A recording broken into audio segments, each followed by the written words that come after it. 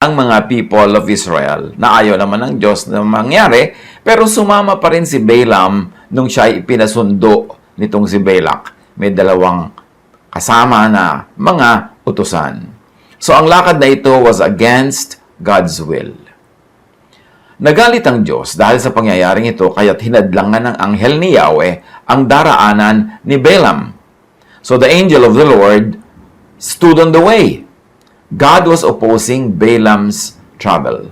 At pag sinasabi dito sa Old Testament yung angel of God, hindi mo maintindihan kung angel sent by God or a God mismo in angelic form. In any case, yon ang ating i-consider when we say anghel ni Yahweh.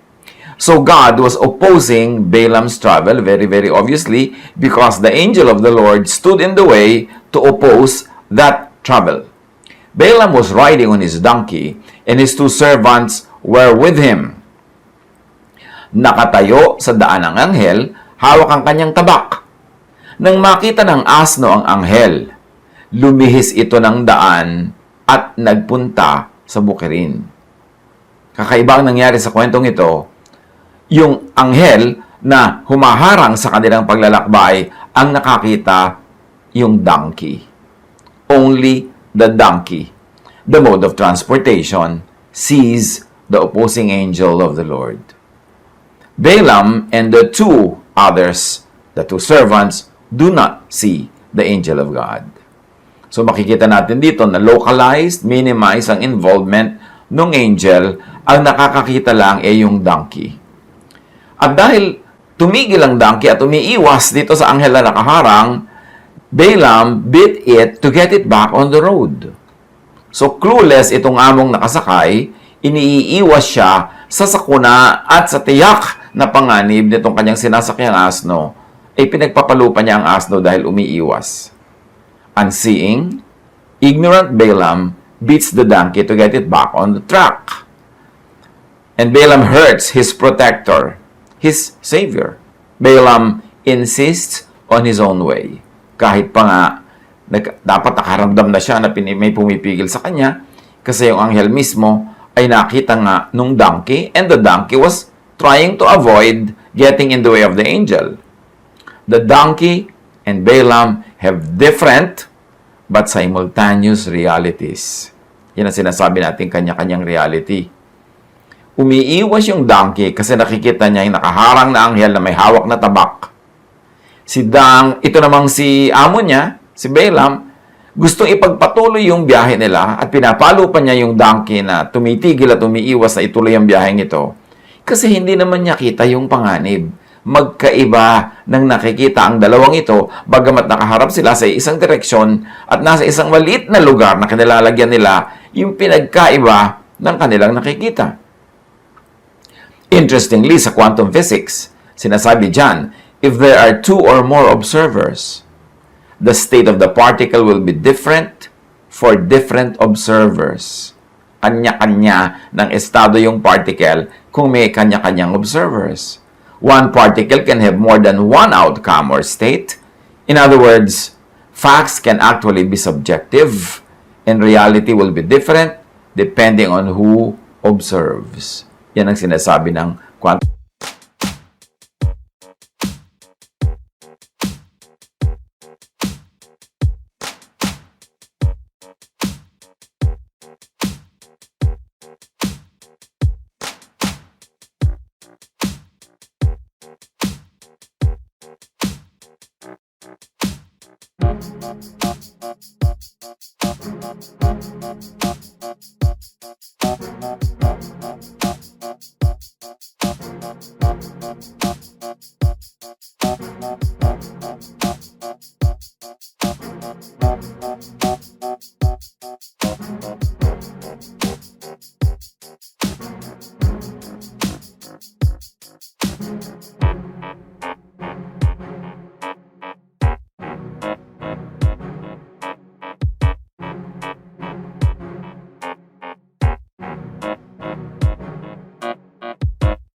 Quantum physics na ngayon ay kitang-kita nating nagaganap sa kwentong ito.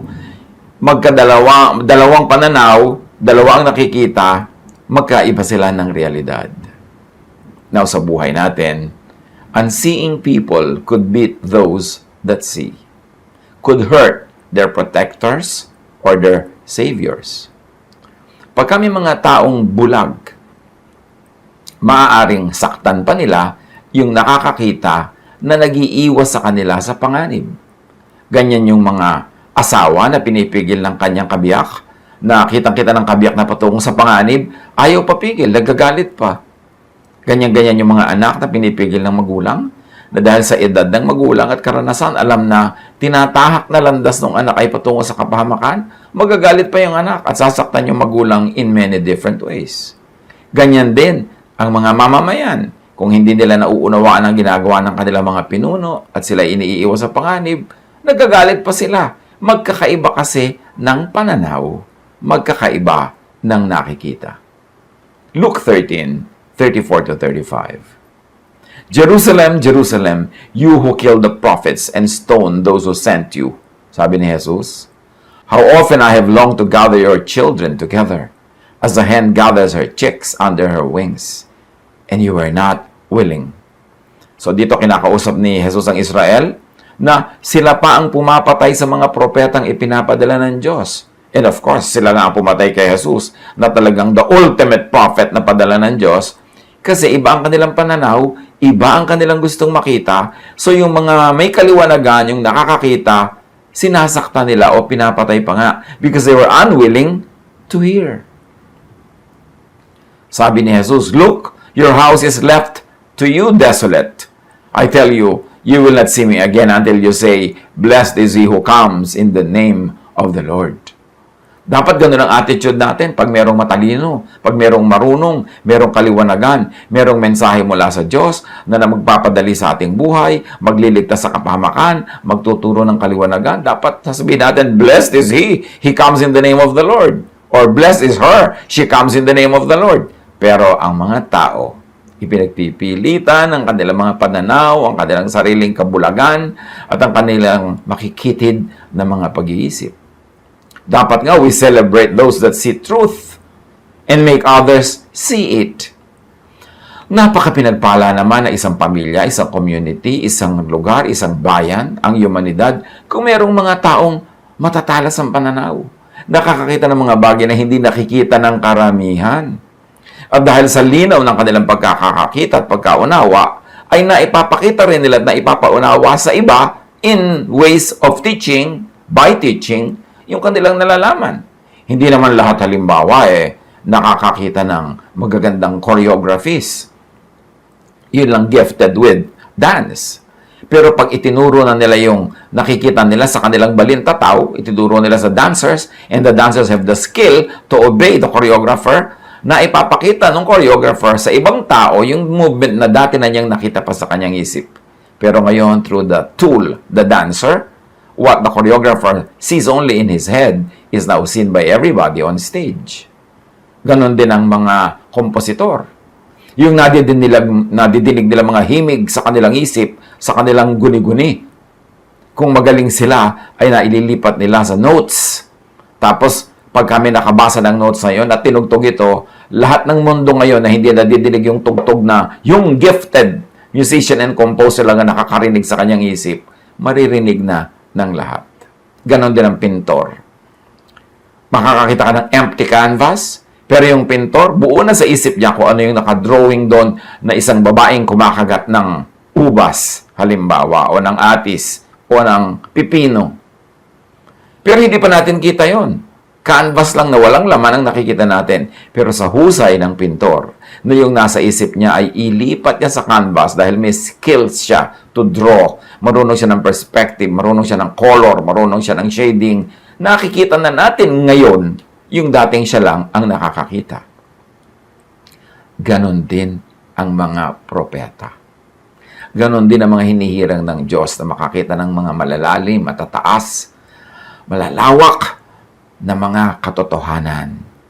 Yung hindi nakikita ng ordinaryong tao, pagka naunawa at nakita noong propeta, noong gifted, noong pinagkalooban ng Diyos, sa kanyang maliwanag na pagkakaalam nito, pagkakaunawa, pagkakagagap, at sa maliwanag niyang paglilipat ng karunungan ito sa pamamagitan ng pagtuturo, sa paggagamit ng mga salita, ng mga illustration, ng lifestyle, and then makikita na rin ng karamihan yung spiritual wisdom na kung sila lang on their own, di naman nila makikita.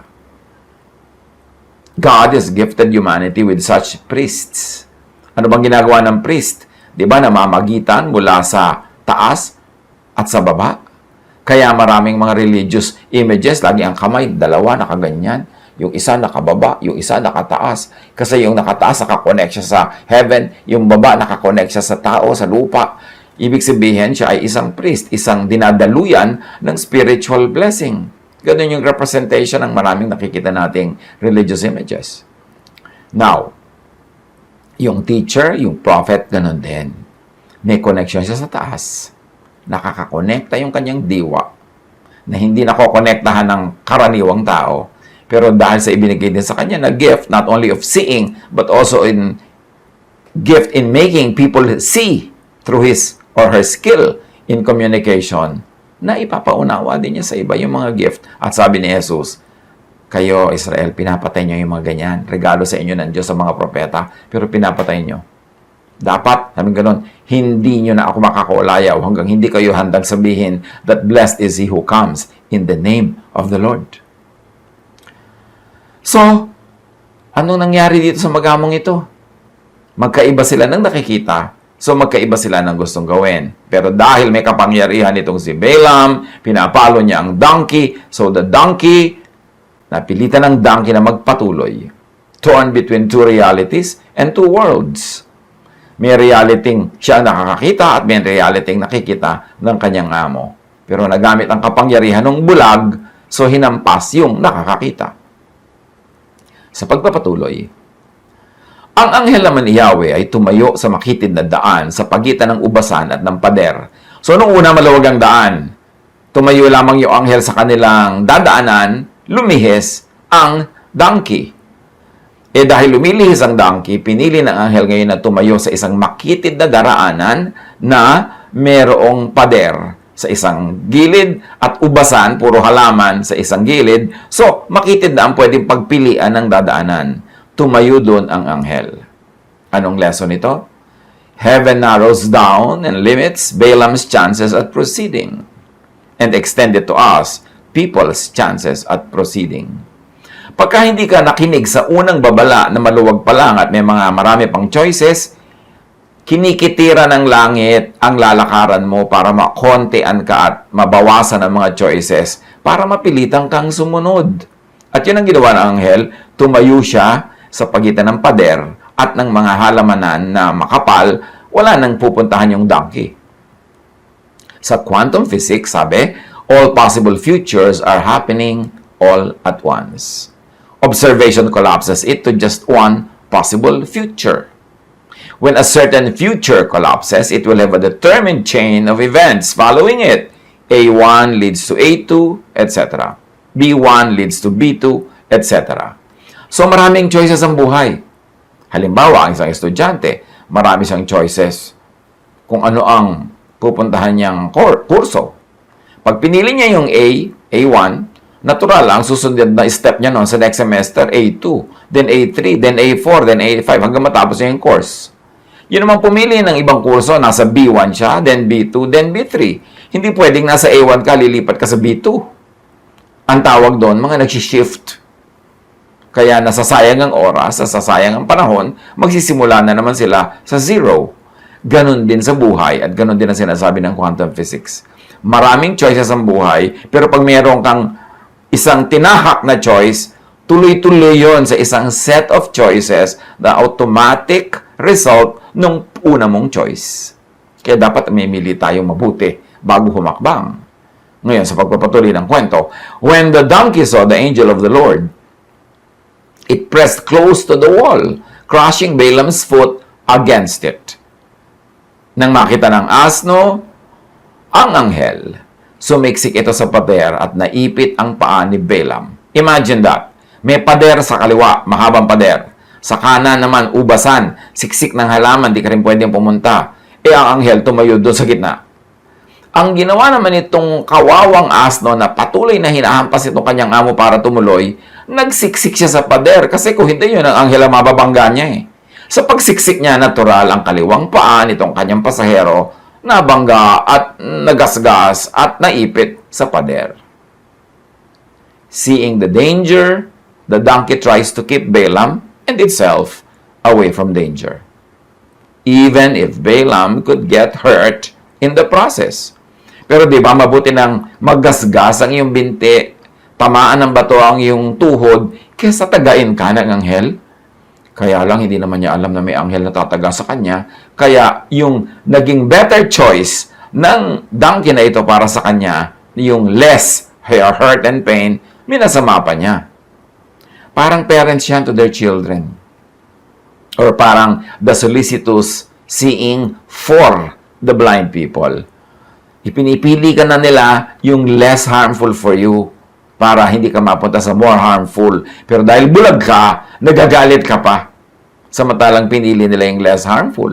Halimbawa, isang anak na hibang sa isang pag-ibig na alam ng magulang na disaster ang pupuntahan pag natuloy. Kasi, syempre, marunong na silang manuri ng tao. Tingnan mo pa lang eh. Pag may nanliligaw sa anak mo, nakaupo pa lang doon sa sopa, alam mo na kung walang kinabukasan ng anak mo, kung bisita ka sa bahay mo, nakahuyaya doon, halos tumihaya at gumulong doon sa sala. Walang, alam mo na, tamad to. Lagi nilang nakaslouch. At saka bisita pa lang siya dito, masyado lang at ease. So, may mga parameters para matingnan mo yung character. Although hindi naman 100% correct, yung parameters na yan. Pero 99% correct. So, pagka nakita ng ganon, pwede kang anak na palayuin ang magulang, papuntahin ka muna sa probinsya, kung baliw na baliw ka, itira ka sa tiyo mo sa malayo, etc. At walang cellphone, walang internet. Ay, nasasaktan ka nun, magagalit ka. Pero hindi mo alam, iniiwas ka sa mas malaking panganib. At ganyan ang ginagawa nitong donkey sa kanyang among si Balaam. O anong nangyari sa pagpapatuloy na ating pagbabasa? Kaya't muli itong pinalo ni Balaam. Pinagmamalasakitan na nga siya, pinalo pa niya. Ngunit ang anghel ay humarang muli sa lugar na wala nang malilihisan ang asno. So, pinalo, so nakakailihis pa rin ng konti. Meron pa rin konting space. Now, the angel of the Lord leaves no room for Balaam's further advance. Ganyan ang Diyos sa buhay natin. Pag ang tigas ng ulo natin, binabawasan yung choices. Pero pag ang tigas pa rin, halos wala ka na talagang choice. Papipilitan ka na. Nang makita na naman siya ng asno, nahiga na lamang ito. Kaya nagalit si Balaam at muling pinalo ang asno. Nung wala ng choice itong si donkey, wala na siyang pupuntahan left or right, humiga na lang. That's the safest place. Kesa sagasaan niya yung anghel at tagain sila. Dahil hindi nga nakikita ni Balaam ang anghel, muli niyang pinalo ang asno. The seeing donkey takes the only option left. Lie down. That is to stop moving forward. But Balaam hurts the donkey once more. The more the seeing tries to save the unseeing, the more the stubborn blind hurt their Savior. Ngunit, pinagsalita ni Yahweh ang asno sa wakas. Itinanong nito kay Balaam, ano bang kasalanan ko sa iyo? Bakit 3 beses mo na akong pinapalo? First, the Lord opened the donkey's eyes only. It could and should have been enough kung nakiramdam lang sana si Balaam. Pero kulang pa yung mata lamang. Binuksan na rin pati bibig. Makikita nyo na kung nakinig lang sana tong si Balaam sa simula pa lang, tama na dapat Yung bumalik na sila, wala nang lecture, wala nang paluan. Pero ang pilit, so ngayon, dumating na sa ganito, humantong na sa ganito. Those with open eyes, those who see, are also given the gift of speech, as we have seen. Ipinakita sa iyo ng Diyos ang katotohanan, bibigyan ka rin niya ng bibig para magsalita. Lalo't matikas ang ulo noong hindi pa makuha sa pakiramdam. Kailangan pa talagang turuan clearly, may kasamang gift of speech, yung gift of seeing. And all of that, para mailipat sa mga bulag at sa mga bingi yung katotohanan na dapat nilang marinig. It should be profitable for the unseeing to hear those that see and to see through those that see. Malaking biyaya sa atin pag merong marunong na nagtuturo sa atin, merong maalam, merong may karanasan, merong may edad, merong spiritual discernment, kasi tayo ang makikinabang sa kaliwanagan nila. Now, the donkey did not know na siya lang ang nakakakita. At least, that's what we see from the verses. Hindi naman sinabi sa atin ng verses na alam ng donkey na siya lang eh. So, nagtataka rin siya. Bakit siya pinapalo? Bakit siya pinaparusahan samantalang maganda ang ginagawa niya? Pero patuloy pa rin siya naging matapat na donkey hanggang sa kaduluduluhan na lang na hindi na siya pwedeng hindi kumibo. Kasi buhay at kamatayan na talaga yung nakalando, no? Yung nakataya. Those that see could be oblivious to the blindness of others. Pwedeng, dahil nakakakita ka, hindi ka aware na bulag yung iba. Sinabi ni Balaam sa asno, pinalo kita sapagkat ginagawa mo akong hangal. Kung may tabak lang ako, baka napatay na kita. Lucas talking. Iniiwan siya ng asno sa tabak. Pero siya, kung siya ang may tabak, tatagain niya yung asno.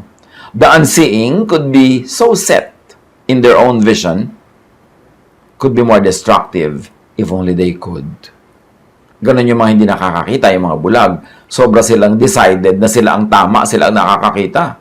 At kung sakasakali lang na may mas makapangyarihan pa sila, mas makakapanakit pa sila yung mga bulag na yan.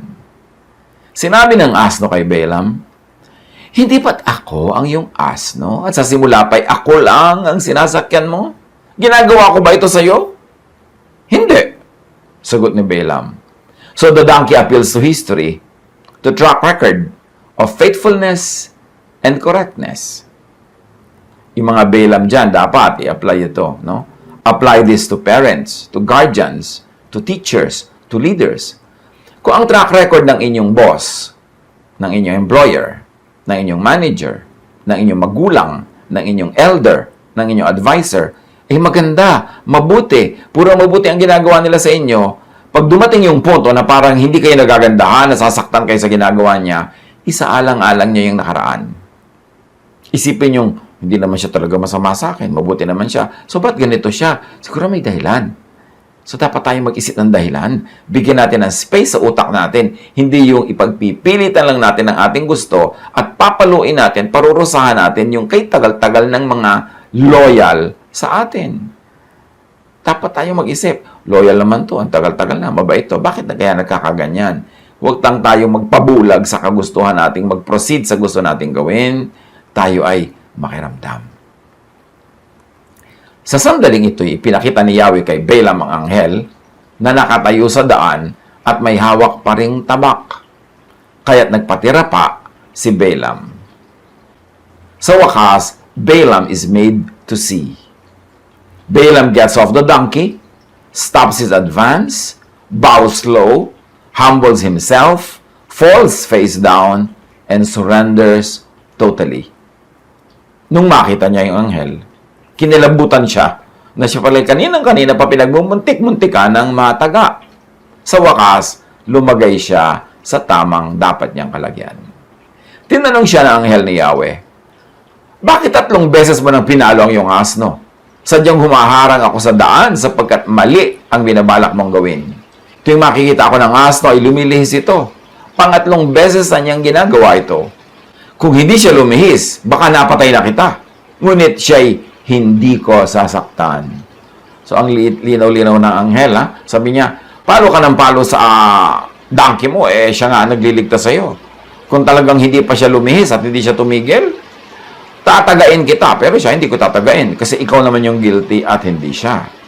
Why beat the donkey that sees, that serves you well, that defers to the angel of the Lord that saves you? I-apply natin yan agad sa buhay natin, mga kapatid. Sino ang mga donkey sa buhay natin na mas nakakakita, mas malinaw ang isip, mas may concern sa atin, at kahit na pinaparusahan natin, pinapahirapan, tinitikis, ay patuloy pa rin nagmamalasakit sa atin. I-apply agad dyan. Sino? Dapat nyo yan mahalin, dapat nyo alagaan, hindi paluin at hindi natin gawa ng masama. Insisting on blindness, on ungodly enterprise, on cruelty to one's helper and savior could lead to death or to many forms of death. Sino ang mga anghel na nag-iiwas sa atin sa kamatayan? Sino ang mga anghel na nag-iiwas sa atin sa kapahamakan? Sino ang mga donkey na nakakakita ng pinupuntahan nating danger at tayo iniiwas kahit tayo magwalusan, kahit tayo masaktan ng konti, kasi naman tayo mamatay? Sino ang mga donkey dyan na pinaparusahan natin, pinapagalitan, pinapalo natin samantalang iniiwas na nga tayo sa kamatayan? O, in smaller terms, iniiwas tayo sa mga sakuna, kasama sa ba natin sa bahay, kasama natin sa trabaho, pero tayo pa itong nagagalit, samantalang may concern na nga sila sa atin. Balaam said to the angel of the Lord, I have sinned. Sa wakas, na-realize niya. But to sin here doesn't always have to mean to commit a moral mistake, because to sin means I have missed the point. I have missed the mark. The Hebrew word kata means to fail or to miss the target, and this is where the word sin comes from. Yung tinranslate. Yung kasalanan, sa Tagalog, sala, hindi ibig sabihin laging gumagawa ka ng masama o mali. Ibig sabihin lang, naghulang ka. Tulad ng sa Laguna o sa Quezon na Tagalog, pag sinabing, ay, sumala, ibig sabihin, hindi mo na-shoot yung bola, sumala, pero hindi ka naman masama. Yung meron kang tina-target, hindi tumama, ay, sala. So, hindi ka naman mali. Ibig sabihin lang, hindi mo na-hit, hindi mo na bullseye. At yun yung kasalanan na madalas ay ginagamit sa Bible na word. Hindi ibig sabihin gumagawa ka ng napakamali o napakarumi. Hindi mo lang na-hit yung target. Kinapos ka. At sabi ni Balaam, nagkasala ako. Seeing, light, enlightenment, liwanag, kaliwanagan, that is all important. Kasi pagka hindi ka naliliwanagan, hindi ka nakakakita, magkakasala ka. You will miss the point. You will miss your target. So sabi niya, I did not realize you were standing in the road to oppose me. Now, if you are displeased, I will go back. Academic naman, sasabihin pang if you are displeased, hinaharang na nga siya. Seeing, light, enlightenment, liwanag, kaliwanagan, should lead to pagbabagong loob and to obedience. Pag in-apply natin itong kwentong ito sa ating buhay, when life does not go the way you want it, plan, have embarked on, and began, makiramdam sa pangyayari. Makiramdam sa donkey ng iyong buhay, makiramdam sa angel of the Lord. Job 38:36, who has put wisdom in the inward parts, or given understanding to the mind? Siyempre, ang Diyos. Ang angel of the Lord. Ang prophet of the Lord. Kailangan marunong tayong makinig, makiramdam. Huwag tayong papalag-palag agad pagka medyo kakaiba't hindi tayo sumasangayon. Makinig tayo. Lalo kung may track record yung tao na siya ang madalas o laging nagiging tama, siya ang dinadaluyan ng pagpapala, ng karunungan, liwanag. Tingnan natin yung history, yung track record, para matuto tayong makinig at makiramdam kahit hindi tayo sangayon agad. Ephesians 1:17, I keep asking that the God of our Lord Jesus Christ, the glorious Father, may give you the spirit of wisdom and revelation, so that you may know Him better. So, kailangan ng spirit, kailangan ng revelation to know God better. It means we really don't know God that much. So, pag may nagpapaliwanag, papakita ng mga hindi pa natin dating nakikita, magpasalamat tayo. James 1:5, if any one of you lacks wisdom, you should ask God, who gives generously.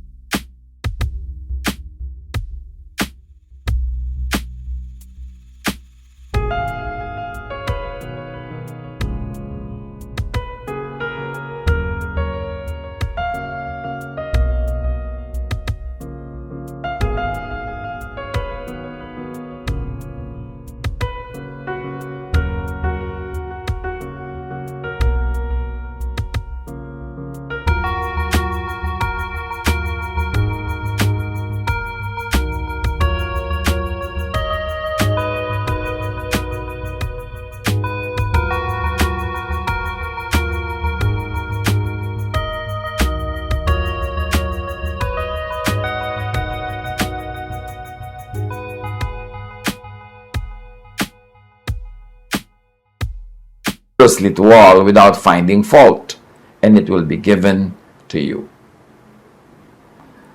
Sa neuroscience, the human mind is wired to see patterns. Not only does the brain process information as it comes in, it also stores insights from all your past experiences. When we subconsciously spot patterns, the body starts firing chemicals in both the brain and gut. And these are what give us that instant sense that something is right or that it's off. So yan yung tinatawag natin na mga naramdaman mo, yung meron kang kutob. Dahil sa karanasan ng ating isip, marunong na siya mag-process. Nakakakita na siya ng pattern. Meron ng mga alarm bells. Kumakalembang ang mga warning pag yung isip natin nakakakita ng pattern. Ay, ang pinupuntahan nito, danger. Ay, ang ganyang usapan pupunta sa kabastusan. Ay, itong ganitong mga pagbulog-bulong at pagngiti-ngiti pupunta sa pangungutang.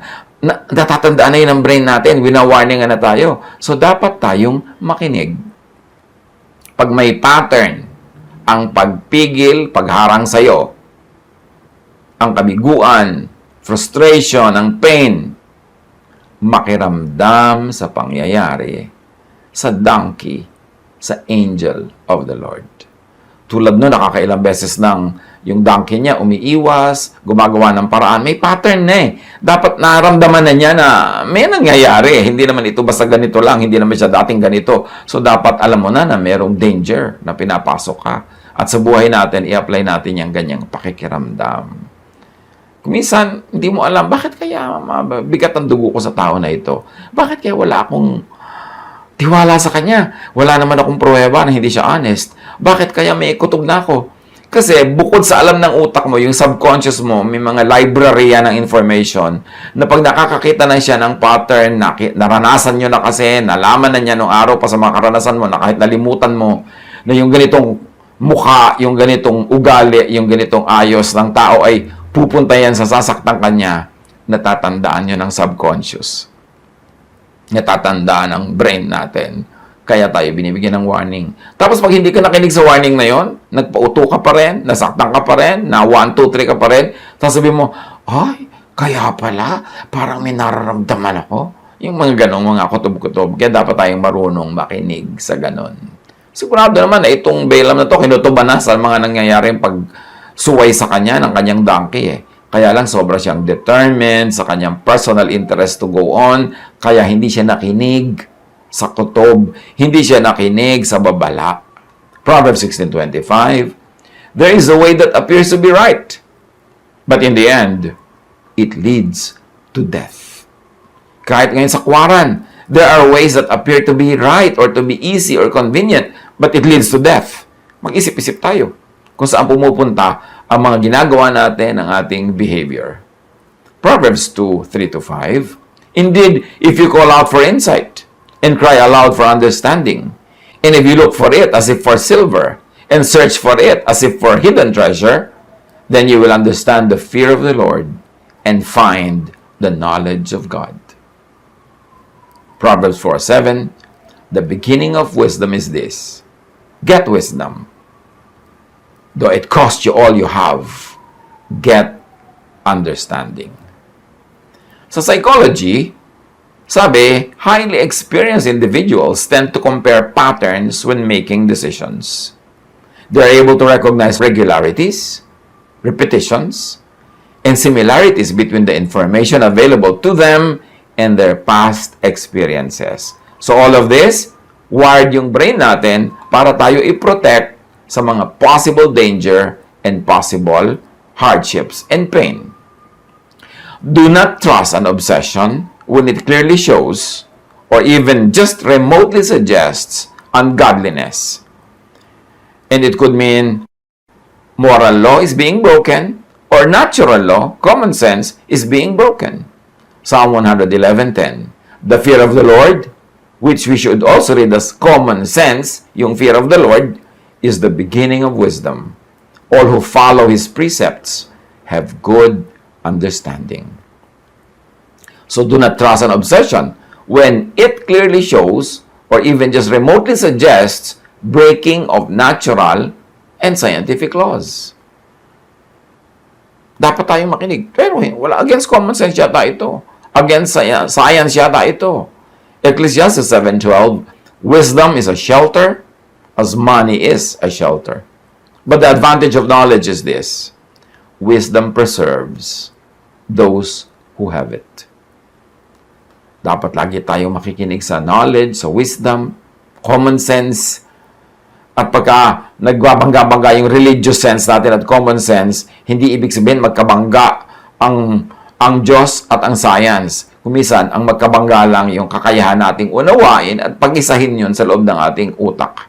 Psalm 37:23, the Lord makes firm the steps of the one who delights in Him. Napaka-importante na mag-isip, makiramdam, tumingin sa patterns, sa mga babala, huwag magmaang-maangan, at huwag tayong magbulag-bulagan.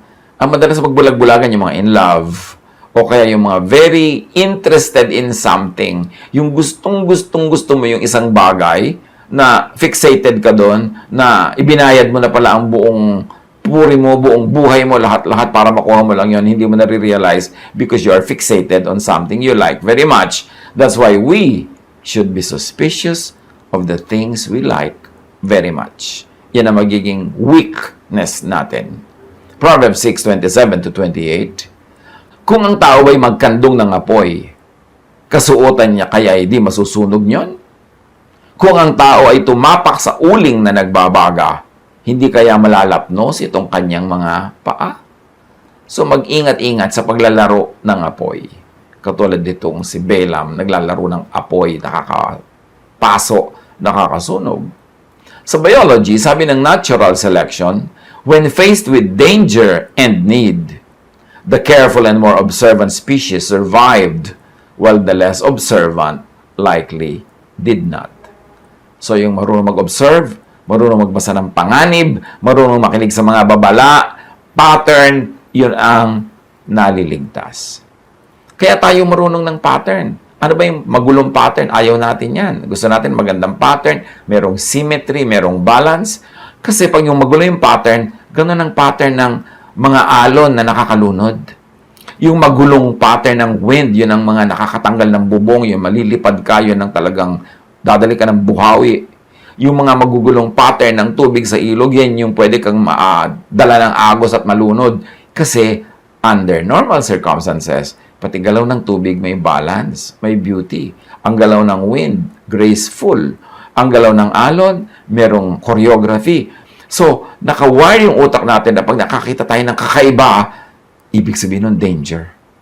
At yung marunong magbasa ng danger dahil nakakakita ng kakaiba ay maliligtas. Halimbawa, kakaiba naman itong kumari natin na to, sobrang magiliw, sobrang mabait, punta dito sa bahay, nagdadala ng leche plan, nagdadala ng mga bulaklak, nagdadala ng mga ulam.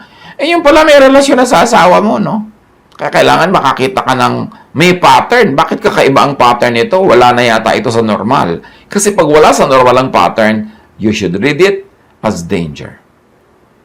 Merong sobrang nakikipagkaibigan sa iyong anak na kapitbahay. Yung pala gusto na niyang i-abuse yung anak mo. Yung binibigyan ng laruan, binibigyan ng pagkain, binibigyan ng pera. Mas pangit na pattern na yan, normal. Kaya dapat marunong tayong magbasa ng patterns. At yung ganyang patterns, natatandaan ng utak natin. Natatandaan ng ating subconscious. Kaya iba yung maraming karanasan, yung may edad, marami nang na-exposure, marami na siyang natandaan, kaya wiser na siya dapat. Pero dapat nakikinig. Remember, binubulag tayo ng ating desire, ng great interest. Pagka nakikita natin yung mga dangers na may pattern, ini-ignore natin kasi gustong-gusto nating kunin yung gusto nating makuha. So, just do not readily, easily trust an obsession. Because obsessions could carry built-in blinders. Para yung sa isang Pacific Island, yung mga unggoy doon, pag gustong hulihin ng mga tao doon, matatalino yung mga unggoy, di nila mahuli. Doon sa island na yun, merong mga malalaking coconuts. Ang ginagawa ng mga islanders, gumagawa sila ng maliit na butas doon sa bao ng buong nyog. Yung buo, parang bola. Lalagyan nila ng kaprasong butas at lalagyan nila ng makinis na bato sa loob. Kasi gusto-gusto ng mga unggoy yung mga bato na ito. So, dating si unggoy, sisilipin niya yung butas noong bao, noong nyog, makikita niya yung magandang kikislap-kislap na makinis na bato. Gustong-gusto niya yon. Isusuot niya ngayon ang kanyang kamay sa butas. Kasyang-kasya yung kamay ng unggoy sa butas. Yun ang na-perfect na ng mga natives doon na size ng butas.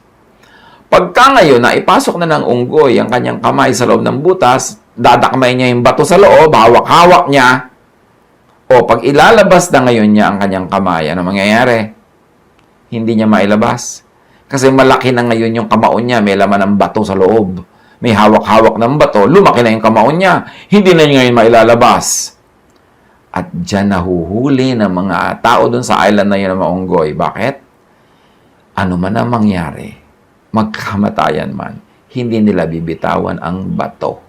Samantalang, kung bibitawan lang niya ang bato, liliit uli ang kanyang kamay, yung kanyang fist, mailalabas niya uli ang kanyang kamay sa butas at makakalayo siya mula dun sa nyog na nakatali. Kasi nakatali yung nyog, hindi niya pwedeng dalhin yun, kaya trap nga yung nyog na yan eh. Mga kapatid, sa buhay natin, ano-ano ng kapahamakan ang sinuong nyo dahil lang ayaw nyong bitawan ang bato. Kaya sabi ni Darna, ding, ang bato. Pero yung bato ni Darna, maganda sa kanya yon. Pero doon sa unggoy, no. Diba? Minsan ayaw nyong bitawan niyang nanliligaw sa inyo, yung pala kapahamakan ang susuungin. Minsan ayaw nyong bitawan yung gustong-gusto nyong bilhin na isang bagay, hanggang nagkautang-utang na kayo. Anong mga ayaw natin bitawan? Nakapahamakan pala. Dapat nakikinig tayo sa ating donkey. Tulad nitong si Balaam, ayaw niyang bitawan yung plano niyang magbiyahe. Romans 8:6. The mind governed by the flesh is death, but the mind governed by the Spirit is life and peace. Proverbs 11:6. The righteousness of the upright delivers them, but the unfaithful are trapped by evil desires. Kaya ang desire, pagka hindi natin yan kinontrol, tayo ang kokontrolin yan. Just do not readily and easily trust an obsession, because obsession could, in and by themselves, be blinders. Yung mga plano natin, mga gusto natin, sila na mismo kumisan ang pambulag. James 1:14-15. But each person is tempted when they are dragged away by their own evil desire and enticed. Then after desire has conceived, it gives birth to sin. And sin, when it is full grown, gives birth to death. Kanya-kanyang realities. Test your reality. Test your reality against the reality of your donkey. Test your reality against the reality of your teacher. Against the reality of people who are more experienced, more knowledgeable, probably more educated than you. Makiramdam sa events, sa outcomes of events. Sabi sa Matthew 7:18-19 ni Jesus mismo, a good tree cannot bear bad fruit, and a bad tree cannot bear good fruit. Pag maganda ang puno, maganda ang bunga. Pag pangit ang puno, pangit ang bunga. So, kung ang ating nakikita mga bunga ay pangit, pangit ang puno. Tulad nung nagagasgas na yung mga tuhod nitong si Balaam sa bato. Yung ibinaba na siya ng donkey, yung umupo na. Ayaw siyang sundin. Di ba, pangit yung mga bungang nakikita niya? Kasi pangit ang punong pinanggagalingan. Lumalabag sila sa kagusto. Hindi naman 100% na pag may bad tree, bad yung fruit. At kung may bad fruit, bad na nga yung tree. Kasi you should leave just a little room for time and chance. Kasi sabi sa Bible, time and chance happens to all. Pero konti lang. Most of the time, pagka bad yung fruit, bad kasi yung tree. Pag bad yung product, bad yung procedure, bad yung method. Every tree that does not bear good fruit is cut down and thrown into the fire. Or, every enterprise that is not good, coming from a good intention, done in a good method, is punished with failure. So even failure in our life is a lesson.